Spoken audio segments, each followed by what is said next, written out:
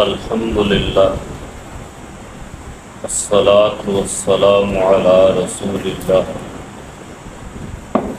اعوذ باللہ من الشیطان الرجیم بسم اللہ الرحمن الرحیم فَإِذَا قَرَأْتَ الْقُرْآنَ فَاسْتَعِذْ بِاللَّهِ مِنَ الشَّيْطَانِ الرَّجِيمِ صدق اللہ مولانا العظیم اللہم صلی علی محمد وعلی آل محمد کما تحب وترضى۔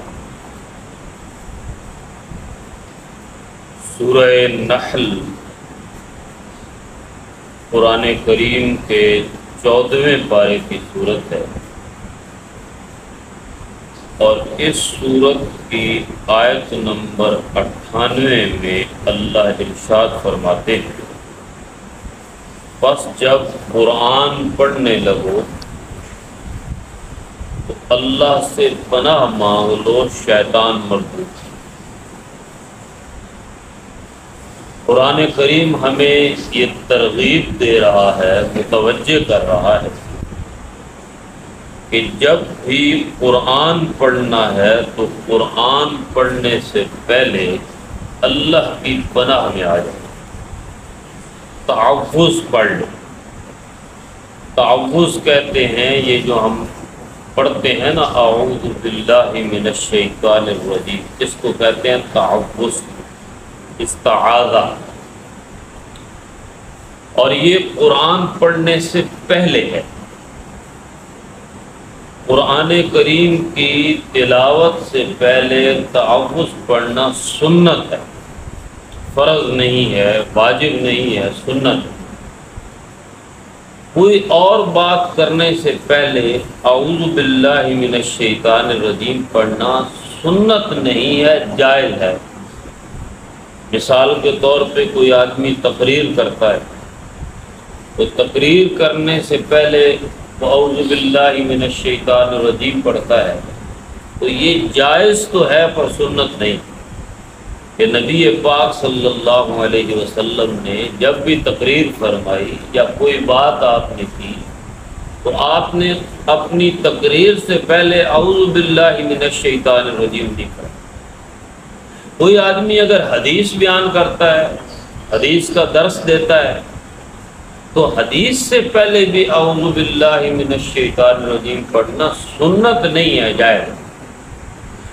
سنت کیا ہے کہ اگر آپ نے تقریر کرنی ہے تو اللہ کی حمد و ثنا بیان کرو، الحمدللہ رب العالمین، اور درود شریف پڑھ لو، اس کے بعد بسم اللہ الرحمن الرحیم پڑھ کے اپنی تقریر شروع۔ حدیث بیان کرنی ہے تو حدیث سے پہلے بھی درود شریف پڑھ لو، اللہ کی حمد و ثنا پڑھ لو اور بسم اللہ الرحمن الرحیم پڑھ لو۔ لیکن اگر کوئی اعوذ باللہ من الشیطان الرجیم پڑھتا ہے تو یہ جائز ہے لیکن سنت نہیں۔ اگر کوئی سنت سمجھ کے اعوذ باللہ من الشیطان الرجیم حدیث سے پہلے یا تقریر سے پہلے پڑھے گا تو یہ بدعت ہے۔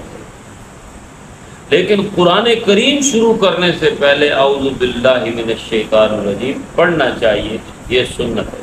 اگر کوئی نہیں پڑھتا تو گناہگار نہیں ہے۔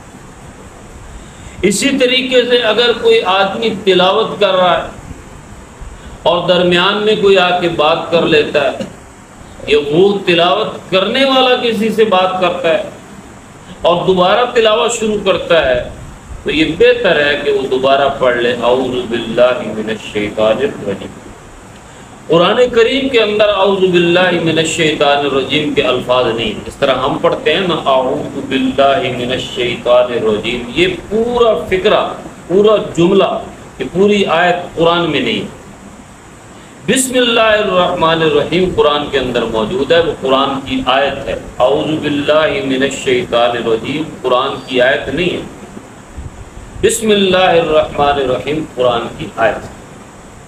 اسی طریقے سے نماز کے اندر جب امام نماز پڑھا رہا ہو اور اب پیچھے مقتدی کھڑا ہو، تو اس وقت جب ہم ثنا پڑھتے ہیں تو ولا الہ غیرک کے بعد خاموش ہو جانا، اعوذ باللہ من الشیطان الرجیم بسم اللہ الرحمن الرحیم پیچھے نہیں پڑھنا جو پیچھے کھڑا ہے، وہ ولا الہ غیرہ کے بعد خاموش ہو جائے گا۔ لیکن امام جو ہے وہ اعوذ باللہ بھی پڑھے گا، بسم اللہ بھی پڑھے گا۔ اور اگر کوئی اکیلے نماز پڑھ رہا ہے، جماعت کے ساتھ نماز نہیں پڑھ رہا ہے، تو پھر وہ بھی ولا الہ غیرہ کے بعد اعوذ باللہ اور بسم اللہ پڑھے گا۔